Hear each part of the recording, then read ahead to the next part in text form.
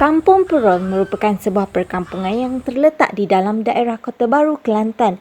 Ianya telah dibuka oleh Tok Dat atau nama sebenarnya Senopati Dahak. Tok Dat, seorang pahlawan Mataram di zaman Aman Kurat, bagi menyelamatkan diri dari ancaman Belanda, beliau telah melarikan diri ke Patani dan berkahwin dengan seorang anak pembesar.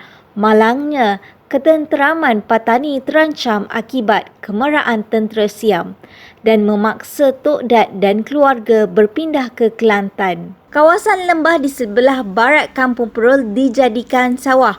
Oleh sebab banyak pokok perol yang tumbuh di kawasan tersebut, maka tempat tersebut dinamakan sebagai Kampung Perol. Bagi mengingati sejarah pembukaan Kampung Perol, maka tanah perkuburan yang terletak di Kampung Perol dinamakan sempena nama Tok Dat.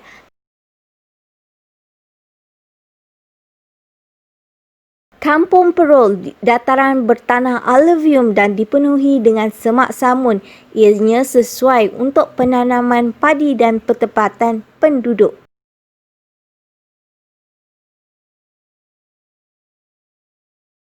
Terdapat sungai yang merentang di sebelah timur Kampung Perol, digelar sebagai Sungai Jawa. Ianya diambil sempena nama tanah kelahiran Tok Dat dan kini dikenali sebagai Sungai Perol. Jenis pertempatan penduduk di Kampung Perol ialah berjajar di sepanjang jalan, berkelompok di sesetengah tempat dan berpusat seperti di persimpangan jalan. Penduduk kampung rata-ratanya menggunakan sumber air bawah tanah sebagai sumber air utama. Di samping itu, sumber protein turut diperoleh daripada sungai yang berdekatan seperti ikan, udang. Ianya dapat memberikan pendapatan kepada penduduk kampung amnya. Berapa tu? Ada macam-macam je. Ya. Igat sendiri ya? Igat sendiri kah? Ada orang ada ikat sini. Igat sini sungkan sini. Penanaman pokok buah-buahan seperti pisang, rambutan, duku, durian turut ditanam secara kecil-kecilan oleh penduduk kampung, manakala tanaman untuk dikomersialkan seperti padi, jagung, getah turut ditanam.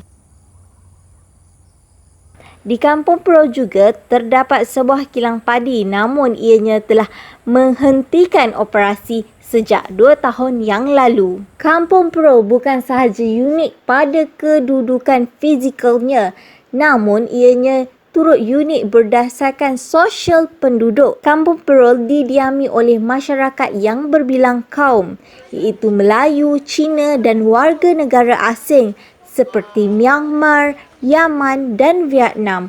Bahasa Kelantan adalah bahasa perantaraan. Kesemua daripada penduduk kampung adalah beragama Islam. Asal Myanmar duduk sini berapa tahun dah?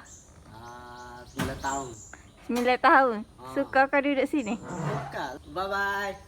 Di awal pembukaan Kampung Perol, rata-rata penduduk adalah terdiri daripada golongan petani dan menjalankan aktiviti penanaman padi dan getah. Hal ini disokong oleh kesesuaian tanah yang terdapat di Kampung Perol. Penduduk daripada selatan Thailand seperti Patani akan dibawa masuk bagi membantu aktiviti pertanian yang dijalankan secara kecil-kecilan. Kemudiannya bertukar secara besar-besaran dengan adanya peralatan moden. Namun, selari dengan perkembangan keadaan setempat, kini aktiviti pertanian bukan lagi kegiatan utama bagi penduduk di sekitar Kampung Perol.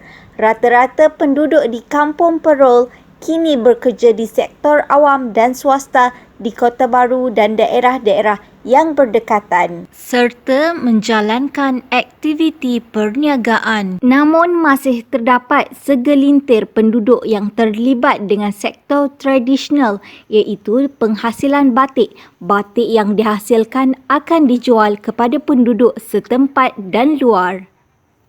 Terdapat pelbagai kemudahan di Kampung Perol, antaranya seperti tadika, sekolah.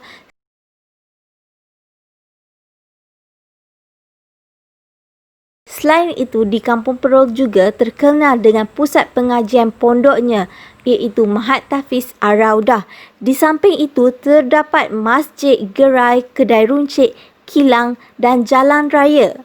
Kampung Perul juga berada di susur keluar highway yang menghubungkan Kuala Krai dan Kota Baru. Selain itu, kemudahan lain yang dibina bagi kemudahan penduduk adalah jambatan tali air dan tanah perkuburan.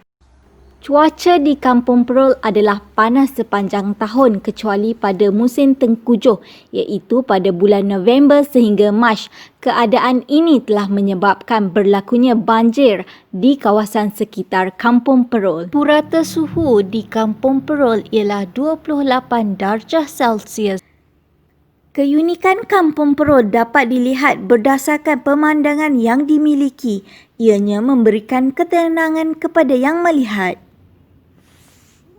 Di samping itu juga, budaya yang masih lagi dikekalkan adalah seperti pembuatan wau, batik dan persilatan. Anak muda di Kampung Perul masih lagi aktif terlibat dalam dunia persilatan. Ianya dapat dilihat terutamanya di majlis-majlis perkahwinan. Kegiatan ekonomi masyarakat di Kampung Perul adalah berkait rapat dengan ciri fizikal dan latar belakang sosial penduduk di sana. Seperti yang dapat kita lihat di Kampung Perul, ianya pada awalnya berkembang sebagai kawasan pertanian dan membentuk masyarakat petani. Kerana ianya dipengaruhi oleh ciri fizikal kawasan tersebut, kemudiannya membangun dan guna tanah telah mula berubah serta kegiatan ekonomi masyarakat turut berubah.